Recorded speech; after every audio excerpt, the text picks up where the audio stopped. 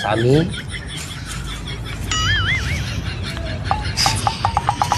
யாரா நீ 90s kids. நீ அது இப்படி சொரண்ண பத்தியா அப்பயே தெரிஞ்சுது. என்ன வேணும் சொல்லு. ஞாபகம் இருக்குங்களா, நான் சபீல் பார்க்கில் வந்து உங்களை பார்த்தனே சாமி. 90s கிட்ஸ் கல்யாணம் ஆகணும்னு சொல்லி. ஆமா, இன்னமும் கல்யாணம் ஆகாம சுற்றிட்டு இருக்கேன். ஏதாவது ஒரு பரிகாரம் சொல்லக்கூடாதா? அன்றைக்கெல்லாம் கமெண்ட் செக்ஷன்ல 2000 பேர் வந்து கேட்குறாங்க பரிகாரம்னு. சாமி சொல்லத்தையும் சொல்லி விட்டு இப்படி மௌனம் காத்தா என்ன வருது? ஏதாவது பரிகாரம் சொன்னா நாங்களும் கல்யாணம் பண்ணி குழந்தை.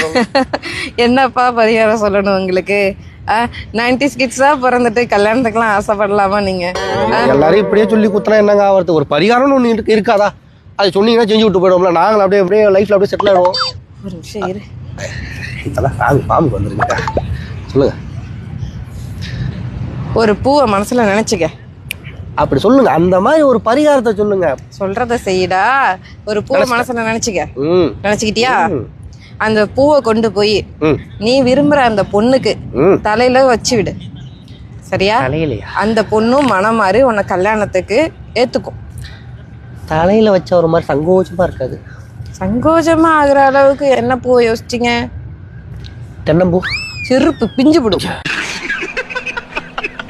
ஏன் வாழைப்பூவை நினைக்க வேண்டியதானே? ஏன் போட வேலை இல்லாதவன். ஐயா சாமியை கோச்சிக்காதீங்க.